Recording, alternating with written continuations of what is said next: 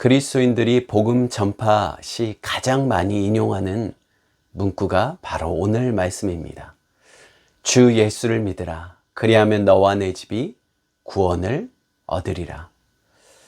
이 말씀을 통해 복음 전파는 어떤 고상한 선택과 비선택의 문제가 아니라 복음 전파의 긴급성과 이를 받아들이는 자 역시 구원의 즉각성, 바로 응답함이 필요함을 말씀하고 있습니다. 또한 이것이 우리의 선택에 달려있는 것이 아니라 주님의 명령임을 분명히 직시해야 될 것입니다. 이 말씀의 배경을 통해 왜 주님께서 이러한 말씀을 우리에게 주시는지 우리는 오늘 말씀을 통해 다시 한번 확인하는 묵상하는 자리가 되기를 축복합니다. 오늘 본문의 시작은 바울과 실라가 복음을 전파하다가 핍박을 받는 내용부터 시작합니다. 그 이유는 빌립보 지역에 복음을 증거하는 가운데 바울 일행은 점치는 행위로 그 주인의 이익을 주는 귀신 들린 여종이 이들을 따라다니며 복음 전파하는 곳마다 이렇게 소리 질렀기 때문입니다. 17절 말씀입니다. 이 사람은 지극히 높은 하나님의 종으로서 구원의 길을 너희에게 전하느니라.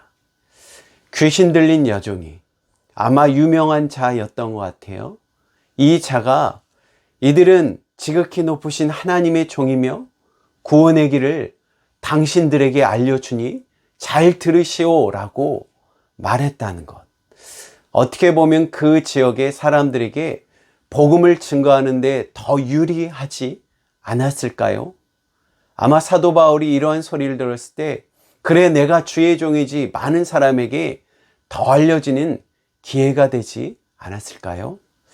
그러나 사도 바울은 이에 대해서 신경을 쓰지 않습니다. 그러나 이 귀신 들린 여종이 얼마나 자주 따라다니며 외치던지 바울은 심히 괴로워했습니다. 그 이유는 복음을 전파하는데 귀신이 방해하는 것, 귀신 들려 점치는 자가 전하는 것은 오히려 복음을 방해하는 자리가 될 수 있기 때문입니다. 이는 마치 거짓말쟁이며 사기를 치는 자가 자신은 예수님을 믿는 자다라고 이야기하는 것과 마찬가지일 것입니다. 오히려 복음이 오염되며 사람들에게 의심의 눈초리가 될 수 있기 때문입니다. 바울은 이렇게 말합니다. 18절 말씀입니다. 이와 같이 여러 날을 하는지라 바울이 심히 괴로워하여 돌이켜 그 귀신에게 이르되 예수 그리스도의 이름으로 내가 내게 명하노니 그에게서 나오라 하니 귀신이 즉시 나오니라. 아멘.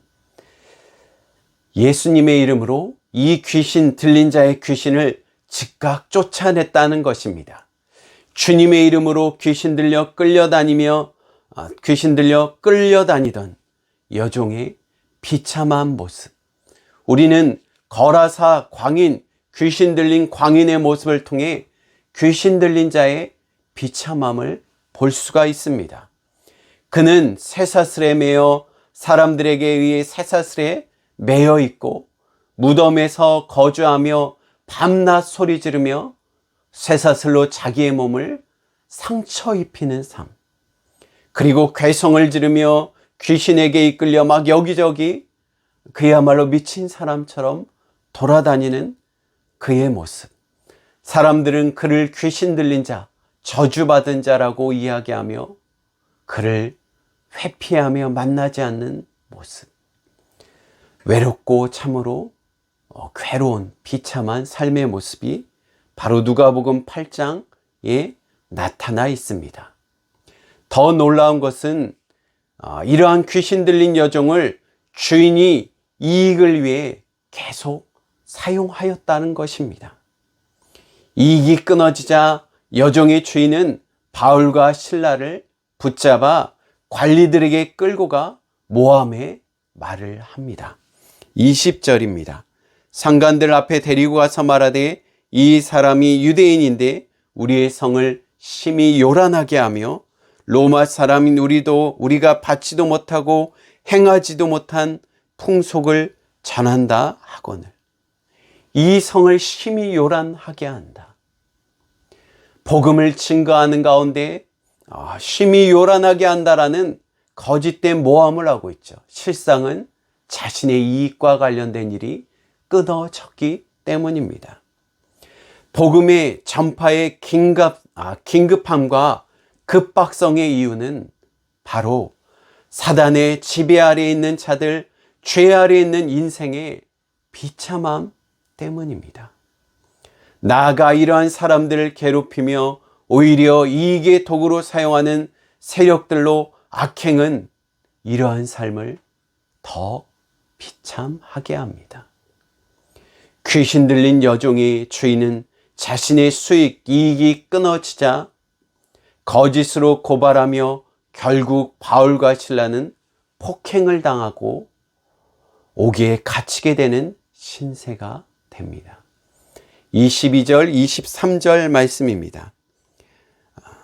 22절 무리가 일제히 일어나 고발하니 상관들이 옷을 찢어 벗기고 매로 치라 하여 23절 많이 친 후에 옥에 가두고 간수에게 명하여 든든히 지키라 하니.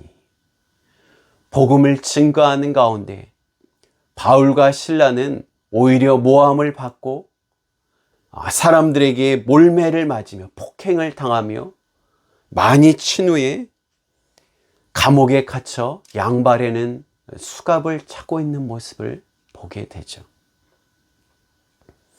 터키, 아시아 지역의 복음을 접어두고 유럽 지역인 이 빌립보 성에 성령님의 인도로 말미암아 복음을 증거하는 가운데 폭행을 당하고 옥에 갇히게 되며 쇠사슬에 채여 있는 사울과 실라의 모습 속에 우리는 원망할 수도 있을 것입니다. 성령의 인도하심에 순종했는데 고난이 찾아오고 예수님을 더 잘 믿으려고 했는데 오히려 고난이 찾아오는 모습. 우리는 그 가운데 쉽게 교회를 떠나며 복음을 외면하기도 합니다. 그러나 우리가 분명히 기억해야 될 것이 있습니다. 그것은 전화위복의 역사, 이는 단순히 나쁜 일이 변하여 복된 소식으로 되는 것을 의미하는 것이 아닙니다. 복음에 반대되는 그리스도인들, 복음 안에서 그리스도인들에게 복음에 반대되는 세상의 권세에 복음을 전파하는 것에는 분명한 고난이 있기 때문입니다. 어찌 죄악과 선이 함께 할 수 있겠습니까? 솔직한 심정으로요.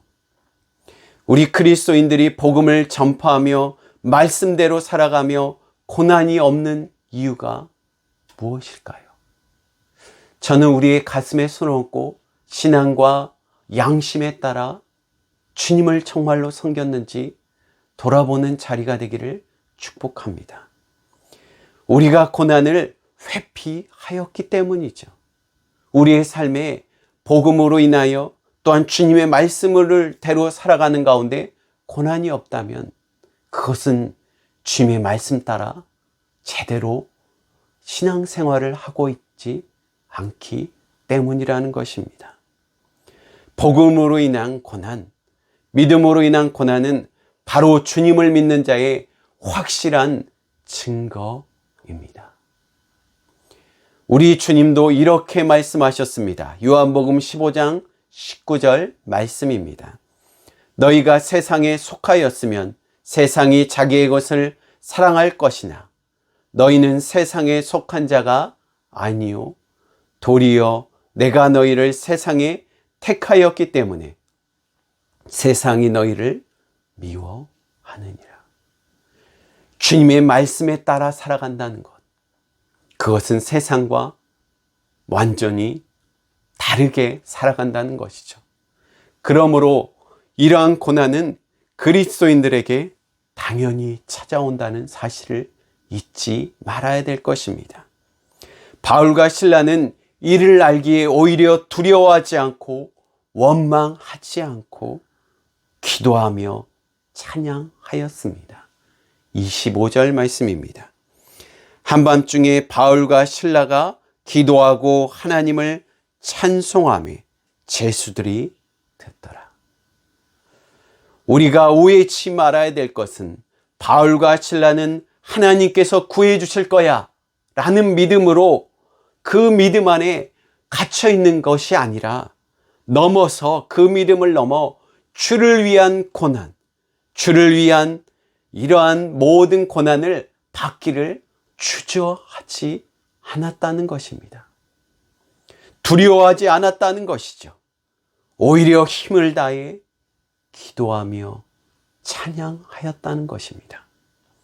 놀랍게도 이들의 찬양 소리에 갑자기 큰 지진이 나며 옥터가 움직이며 모든 옥문이 다 열리고 그리고 모든 사람들이 매인 것이 완전히 풀어지게 됩니다. 26절 말씀입니다. 이에 갑자기 큰 지진이 나서 옥터가 움직이고 문이 곧 다 열리며 모든 사람의 매인 것이 다 벗어진지라. 바울과 실라는 이것을 예상하지 않았겠죠. 주님께서 구해 주실 거야 라는 믿음보다 이 고난을 오히려 당연히 여기며 주님께 기도하며 찬양하며 하나님이 고난을 이길 수 있는 힘을 달라고 기도했을 것입니다. 참으로 사나 죽으나 주를 위한 사는 자, 이것이 바로 사명자 그리스도인임을 믿습니다. 지진 가운데 옥터가 열리며 모든 매인 것이 풀려졌다. 아마 저라면, 우리라면 이렇게 생각하지 않았을까요? 그래, 주님께서 우리의 기도에 응답해 주시고 우리의 찬양에 응답해 주셔서 이 옥터가 다 열렸지. 모든 죄수들이 탈출할 수 있는 기회지. 그러나 그 감방에는, 그 감옥에는 흉악한 죄인도 분명히 있을 것입니다. 바울과 실라는 탈출하라는 것에 주님의 뜻이 있을 거야 라고 탈출하지 않았습니다. 오히려 그 자리에 가만히 있었다는 것이죠. 이러한 모습은 마치 사도행전 12장에 나온 베드로가 옥중에 갇혀 있는 모습을 다시 상기시키게 됩니다. 옥중에 갇혀 있는 가운데 베드로는 이제 야고보가 순교하고 본인도 죽을 수 있는 상황, 본인도 사형을 당할 수 있는 상황 가운데 오히려 베드로는 잠을 깊이 잡니다. 얼마나 잠을 깊이 잤는지 천사가 옆구리를 쳐서 그를 깨워 탈출하게 하게 인도하였다는 것입니다. 베드로 역시 고난에 대해, 순교에 대해 이전처럼 도망가는 것이 아니라 주님을 외면하고 저주하던 베드로의 모습이 아니라 주를 위한 고난을 당연히 여기며 순교도 각오하며 이 순교로 끝나는 것이 아니라 오히려 주님을 만남을 그가 믿고 이렇게 깊이 잠이 들지 않았을까요? 탈출할 생각을 아예 하지 않았다는 것이죠. 바울과 실라 역시 탈출할 생각을 오히려 하지 않고 하나님의 음성을 기다리고 그리고 그 음성에 따라 나가려고 하였다는 것입니다. 이것이 그리스도인의 모습이 아닐까요? 어떤 기회가 왔을 때, 내가 기도함을 통해서 어떤 기회가 왔을 때 오히려 이것에 대해서 겸손히 여기며 하나님의 응답하심을 믿으며 하나님께 다시 물어보고 나가는 것. 저는 이것에, 이러한 모습 속에 신앙의 성숙이 있지 않나 돌아보게 됩니다. 많은 신앙의 선배들이 탈출의 기회가 있으며 바울과 베드로가 이러한 기회에 그래, 이것이 하나님의 뜻이야 라고 바로 받아 응답하는 것이 아니라 오히려 그것에 조용히 있으며 하나님의 뜻을 구하고 있다라는 것. 하나님께서 이런 좋은 기회를 주셨는데 이것을 통해 하나님께서 무슨 말씀을 하시려고 하지? 기도하려는 자세. 그 응답조차 하나님께서 이끌어 달라고, 어떻게 행해야 될지 주님 알려달라고 기도하는 자세. 이것이 바로 그리스도인의 모습인 줄 믿습니다. 바울과 실라는 하나님의 음성을 기다리며 오히려 그들의 시선은, 하나님께서는 그들 바울과 실라의 시선을 누구에게로 향하게 하셨을까요? 바로 그 순간 자결하려는 간수에게 그 시선을 옮기셨습니다. 이는 간수로 지키던 제수들이 모두 놓치며 도망가게 되면 사형을 받게 되기 때문입니다. 27절 말씀입니다. 간수가 자다가 깨어 옥문이 열린 것을 보고 제수들이 도망한 줄을 생각하고 칼을 빼어 자결하려 하거늘. 자결하라는 그 간수의 모습 가운데 그를 향해 하나님께서는 바울과 실라로 그를 보게 하셨다는 것이죠. 참으로 믿을 수 없는 상황은, 참으로 놀라운 상황은 이러한 가운데 바울과 실라가 탈출하려는 것이 아니라 오히려 자신을 가두려고 하는 자를, 그 자를 보게 하였다는 것이죠. 그리고 그는 자결하는 그를 멈추게 하며, 그리고 우리 모두가 다 탈출하지 않고 이 감옥에 있음을 말하며 그를 안심시킵니다. 바로 이 18절입니다. 자결하는 그 간수를 보고 바울이 크게 소리질러 이르되 내 몸을 상하게 하지 말라. 우리가 다 여기 있노라. 참으로 놀라운 소식이죠. 옥터가 다 열린 가운데 지진도 놀랐지만 모든 문이 열리고 모든 쇠사슬 착고가 다 풀리는 상황 가운데 아무도 도망가지 않았다는 사실을 듣게 된다는 것. 놀라운 소식과 복음의 시작입니다. 바울과 실라의 찬양 소리 위에 갑자기 일어나며 지진, 그리고 아무도 도망가지 않고 탈출하지 않는 상황. 정말 이 간수는 이러한 상황 가운데 무서워 벌벌 떨며 바울과 실라 앞에 무릎을 꿇고 등불을 들고 뛰쳐들어와 엎드립니다. 바로 29절입니다. 간수가 등불을 달라 하며 뛰어 들어가 무서워 떨며 바울과 실라 앞에 엎드리니. 참으로 놀라운 것은 해프닝적인 사건은 누가 누구를 두려워하며 떨어야겠습니까? 자신들을 감옥에 가두며 그들을 착고를 차게 하며 쇠사슬을 매게 하며 앞에서 지키고 있던 간수가 이제 그 위치가 완전히 역전되게 하시는 하나님의 놀라운 역사에 우리는 참으로 놀라지 않을 수 없다라는 것이죠. 그는 이어서 자신의 구원의 문제를 말합니다. 30절에 그들을 데리고 나가 이르되 선생들이여 내가 어찌하여 구원을 받으리이까. 이 간수는 이전에 그래 사람들이 이들이 얼마나 바울과 실라가 얼마나 악한 일을 했기에 사람들이 폭행하며 맞아서 이 감옥에 들어왔겠냐. 아니면 아무 생각도 없이 아무 신경도 쓰지 않았던 자들일지도 모릅니다. 그러나 이제 이들에게 자신의 구원의 문제를 물어볼 정도로 이들은 중요한 자들로 바뀌었다는 것입니다. 이는 자신이 어떻게 해야 되며 이 위기 상황에서 어떻게 해야 살 수 있는가를 물어본 것이죠. 바울과 실라는 어찌 보면 우리라면 아마 저라면 이렇게 했을지도 모르죠. 우리를 풀어줘라. 우리는 억울한 일을 당했다라고 이야기하며 풀어주라는 것을 탄원했을지도 모릅니다. 그러나 바울과 실라는 이 구원의 문제, 자신들이 간수가 내가 어떻게 해야지 살 수 있습니까? 라는 그 질문에 대해 바울과 실라는 이렇게 말하죠. 주 예수를 믿으라. 그리하면 너와 내 집이 구원을 얻으리라. 간수의 질문은 내가 어떻게 행해야 구원을 얻을 수 있느냐라는 질문을 하고 있습니다. 다시 얘기해서 내가 어떤 일을 해야 생명을 살 수 있는지를 말하고 있죠.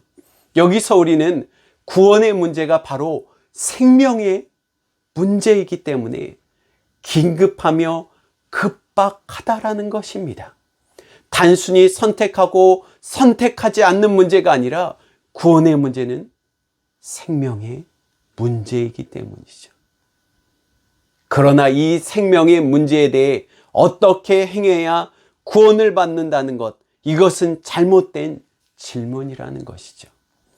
주석가들은 이렇게 이야기합니다. 내가 어떻게 하여야 구원을 받으리까라는 질문에 대해 이것은 바로 모든 인생들이 해야 하는 질문이며 오해하는 질문이다. 잘못 알고 있는 질문이다라는 것이죠. 왜요? 구원은 인간의 행위로 인하여 얻을 수 있는 것이 아니라 바로 주 예수를 믿음으로 구원받을 수 있음을 믿습니다. 사도 바울은 인간의 행위로 구원받을 수 없음을 그의 생각을 바꿔주며 다시 이렇게 말하죠. 구원은 방법이 아니라 어떤 행위를 행해서 이루어지는 것이 아니라 주 예수를 믿는 것이라고 말씀하고 있다는 것이죠. 바로 31절, 32절 말씀입니다. 이르되 주 예수를 믿으라. 그리하면 너와 내 집이 구원을 받으리라 하고 주의 말씀을 그 사람과 그의 집에 있는 모든 사람에게 전하니라. 아멘. 주님께서 바울 일행을 빌립보에 보내신 이유, 감옥에 갇히며 매를 맞으며 이 모든 일에 과연 하나님께서 어떻게 행할까? 이런 비참한 상황까지 내려가는데 이것이 하나님의 뜻일까? 한 치 앞도 모르는 우리의 삶 가운데 하나님의 놀라운 지혜가 있음을 우리는 보게 되죠. 감옥에 있는 모든 자들이 하나님의 역사를 보며 간수와 그의 가족들은 주님을 믿을 뿐만 아니라 이제 매를 맞은 바울과 실라의 맞은 자리를 씻어주고 치료해주며 온 가족이 세례를 받는 역사가 일어나게 됩니다. 33절에 보면 그 밤 그 시각 간수가 그들을 데려다가 그 맞은 자리를 씻어주고 자기와 그 온 가족이 다 세례를 받은 후에 34절 그들을 데리고 자기 집에 올라가 음식을 차려주며 그와 온 집안이 하나님을 믿음으로 크게 기뻐하니라. 한번 따라해 볼까요? 온 집안이 하나님을 믿음으로 인하여 크게 기뻐하니라. 아멘.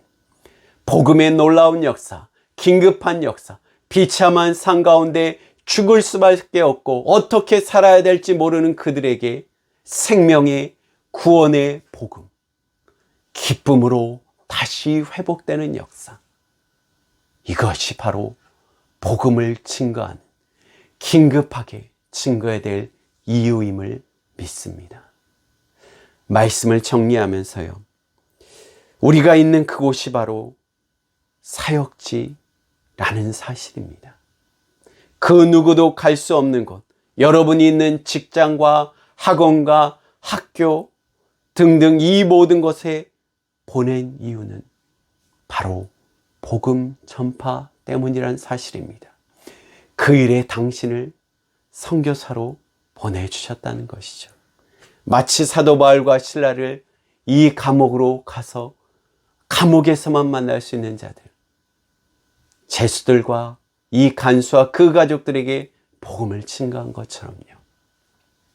또한 주 예수를 믿으라 그리하면 너와 내 집이 구원을 얻으리라는 복음 전파를 통해 귀신 들린 여종이 비참함에서 해방되며 죄의 종이 되며 노예가 된 인생의 비참함에서 주님을 믿음으로 인하여 살 수 있는 길, 구원의 길을 얻었다는 사실. 주 예수 그리스도 없이 살 수 없음을 알고 있는 그리스도인 형제 자매 여러분, 먼저 이 주님에 대한 기쁨, 구원의 기쁨을 다시 충만히 회복하여 그 은혜가 충만히 흘러내리는, 풍족히 흘러내리는 그러한 자리가 되기를 축복합니다. 나아가 오직 주님의 이름은 살 수 있는 길, 구원의 방법이며 유일한 구원의 길임을 믿습니다. 지금 그 자리에서 이 주님을 담대히 증거하는 자, 그를 여러분을 보내주신 이는 바로 주님이심을 믿습니다. 생명의 길, 구원의 길, 주 예수를 믿으라. 그리하면 너와 내 집이 구원을 얻으리라. 오직 예수님만이 당신과 우리의 해답이며 살 수 있는 길이며 구원의 길임을 믿습니다. 이 주님을 증거하는 저와 우리 모두가 되시기를 다시 한번 주님의 이름으로 축복합니다. 아멘.